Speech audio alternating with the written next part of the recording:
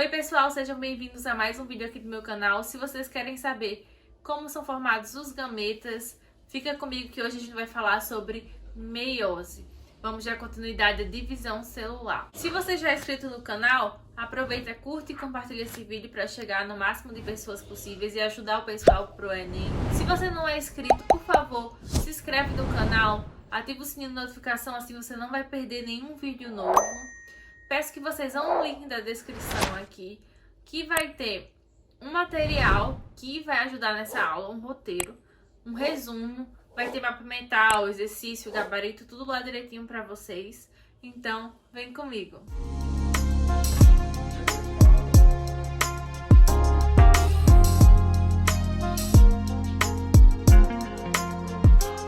Hoje nós vamos falar sobre meiose. Se você não assistiu a aula de mitose ainda, onde a gente fala sobre a divisão celular, a intéfase, que é a fase que ocorre antes da divisão celular, vou deixar aqui o link para vocês assistirem.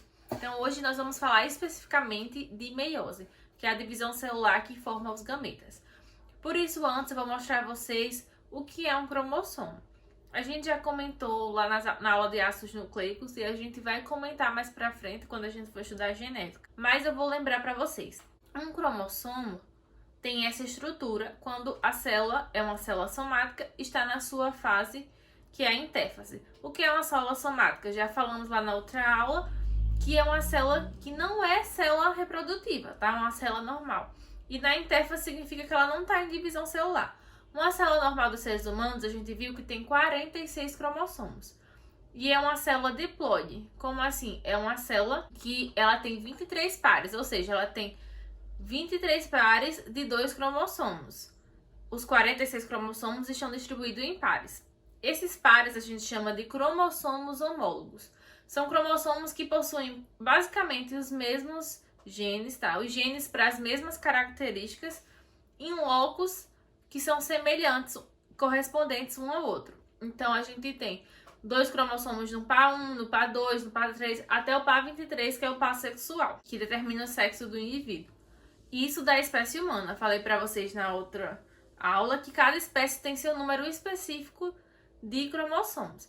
Então, nós temos 23 pares e em cada par nós temos um cromossomo que veio do pai e um cromossomo que veio da mãe. Esse cromossomo, quando a célula está em intéfase, ele está na sua forma simples. Então, ele tem apenas uma cromátide. A gente chama essa forma que você está vendo aí, essa estrutura de cromátide. Quando o cromossomo vai entrar em divisão celular, a gente já falou também na outra aula que ele precisa duplicar o seu material genético para que quando divida, ele não fique com metade.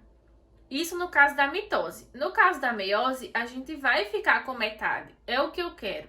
Só que vão ter 2 divisões em sequência. Então, para eu ter metade depois de 2 divisões, eu preciso primeiro dobrar, certo? Vocês compreendem esse cálculo?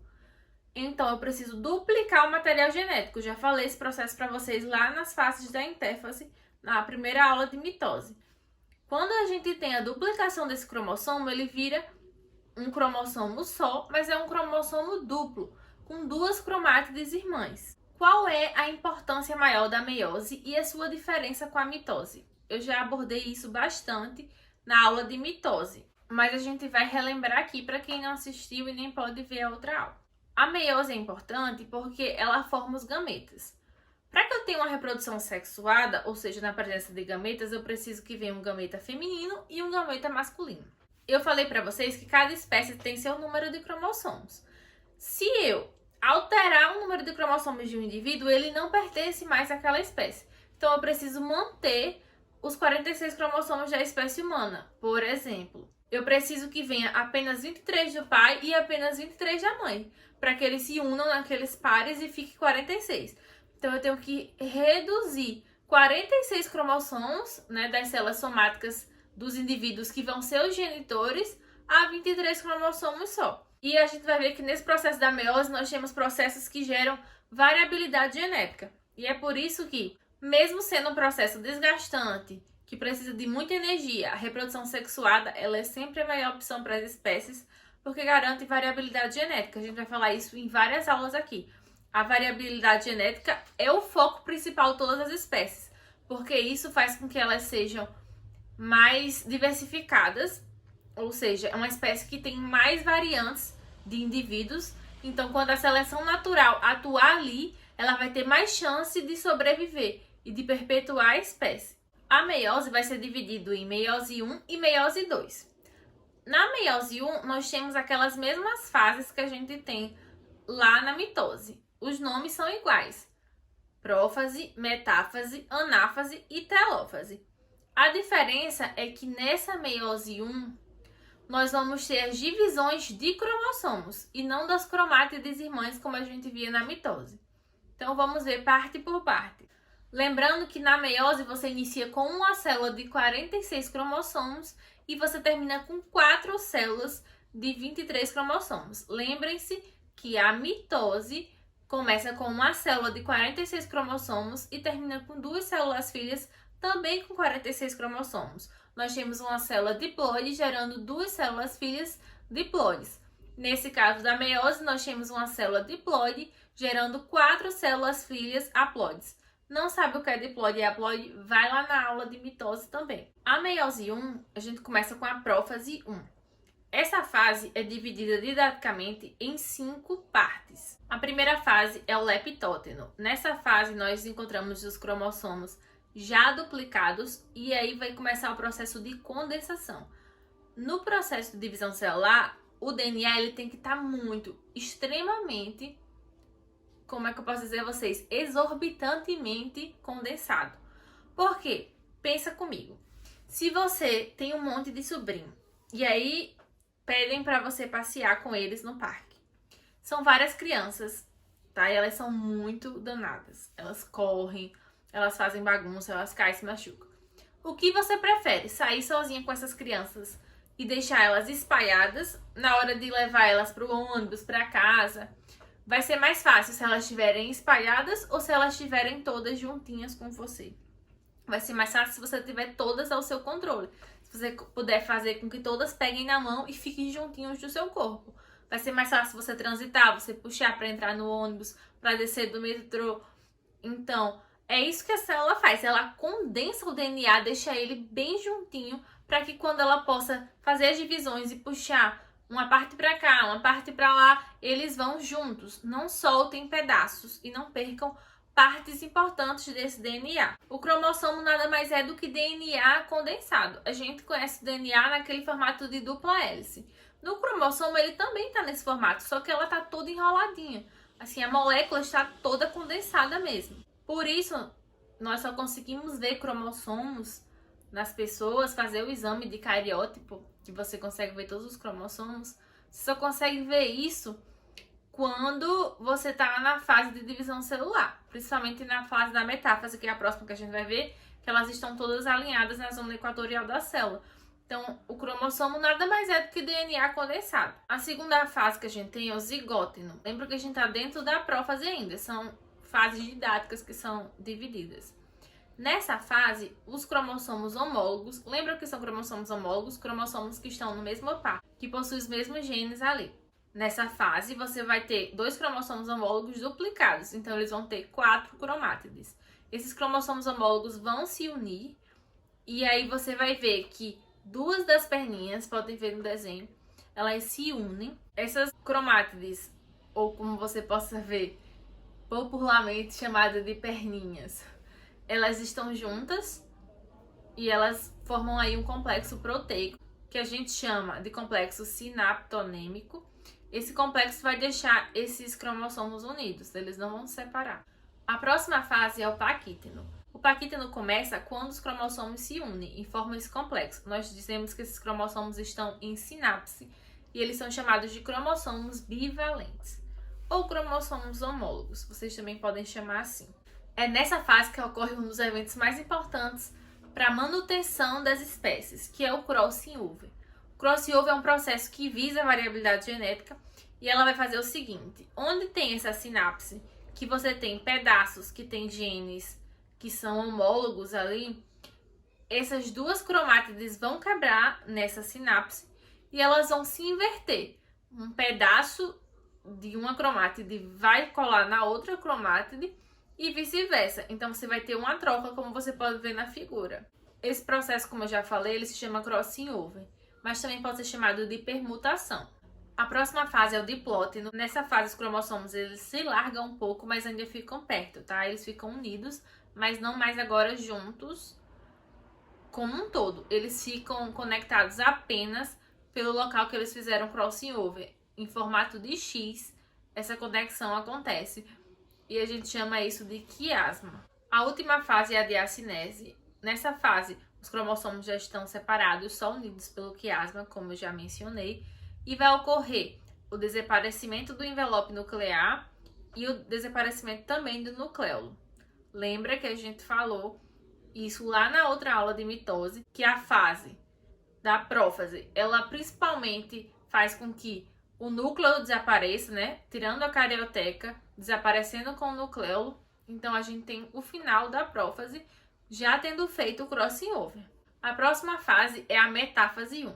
Lembra que na metáfase a gente tem a migração dos cromossomos para a zona do meio da célula, que a gente chama de zona equatorial. Então, eles ficam todos enfileirados. Lembra como ficava lá na mitose? Eles ficavam enfileirados um embaixo do outro, em uma fileira única, simples. Já na meiose, eles também vão ficar um abaixo do outro, mas eles vão estar pareados, eles vão ficar do lado, numa fila dupla, com os seus cromossomos homólogos.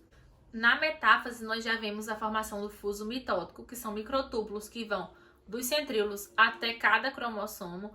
Lembrando que na mitose eles se ligavam nas cromátides irmãs, cada fuso de cada polo em uma cromátide. Aqui, cada fuso de cada polo vai se ligar a um cromossomo bivalente ou homólogo. Portanto, na próxima fase, que é a anáfase, que a gente tinha a separação das cromátides irmãs na mitose, aqui na meiose a gente vai ter a separação dos cromossomos homólogos. Na telófase 1, assim como na telófase da mitose, você tem o processo de separação, né, dos núcleos dessas duas células. Então, você começa a formar o núcleo, volta o nucleolo, esses cromossomos eles estão cada um em um polo já, e termina a telófase com a invaginação, que é um processo que vai separar os dois citoplasmas, que a gente chama de citocinese. No final de todo esse processo da meiose 1, nós vamos ter duas células filhas com 23 cromossomos já. Então, esse processo ele já é reducional.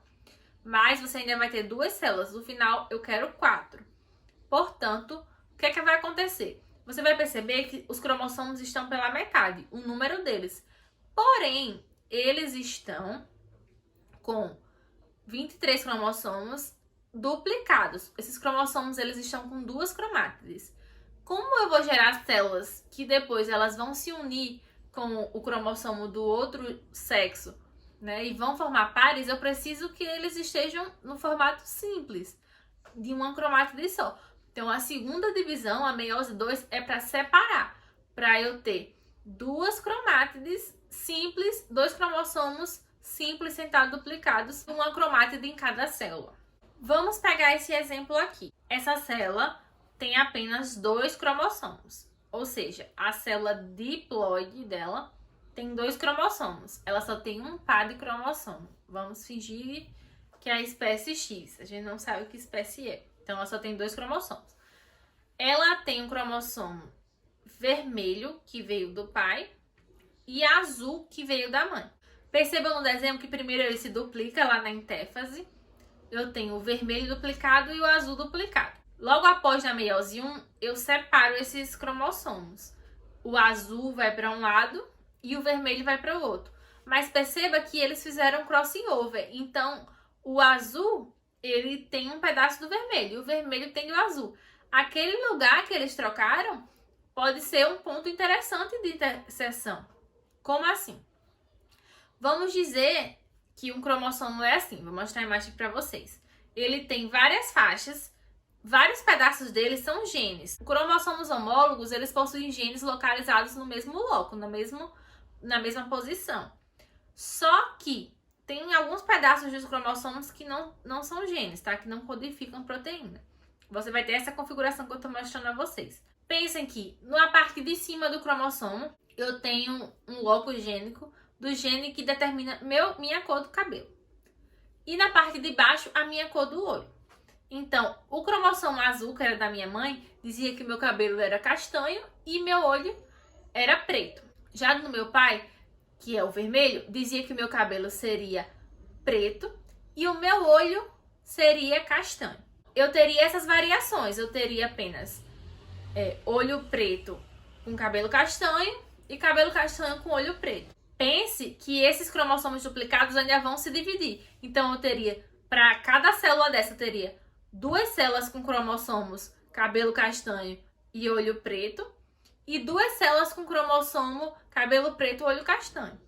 Porque essas cromátides ainda vão se dividir.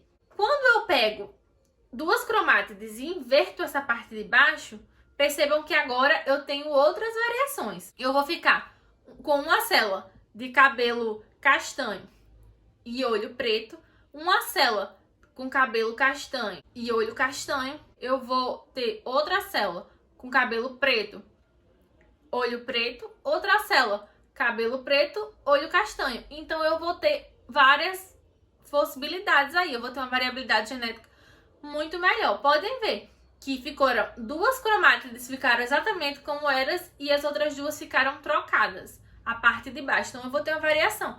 Tô falando de cor para vocês entenderem, mas pode ser uma variante que seja mais importante para o metabolismo, que faça eu me adaptar a um determinado local.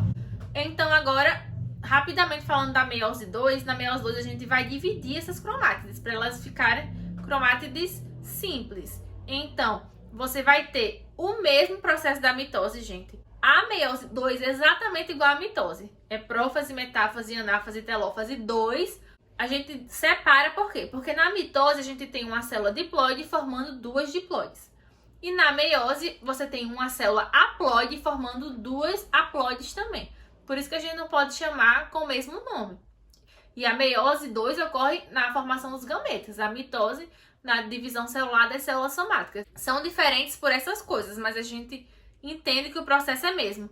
Prófase, acaba nucleolo, acaba carioteca. Metáfase, os cromossomos ficam na zona equatorial. Anáfase, as cromátides irmãs são quebradas e vão para os polos. Telófase, citocinese, reaparecimento do nucleolo e da carioteca. Do mesmo jeito, por isso que eu não vou frisar esse processo. Só percebam o que eu falei. No final, quando você tem as 4 células, você vai ter 4 células diferentes. Para uma célula que a gente tinha de origem. A gente vai ter com um cromossomo azul, uma com cromossomo vermelho, uma com azul em cima, vermelho embaixo, outra com vermelho em cima, azul embaixo. Assim como eu falei das cores, para vocês entenderem. Isso gera variabilidade e isso é muito importante para a manutenção da espécie, gente. Agora pensem, eu mostrei o que acontece em um par de cromossomo. Pensem isso, por exemplo, na espécie humana com 23 pares ocorrendo simultaneamente. Eu espero que vocês tenham entendido. A meiose é linda, ela é importante para a vida, para a manutenção das espécies e a gente se vê por aí. Até mais!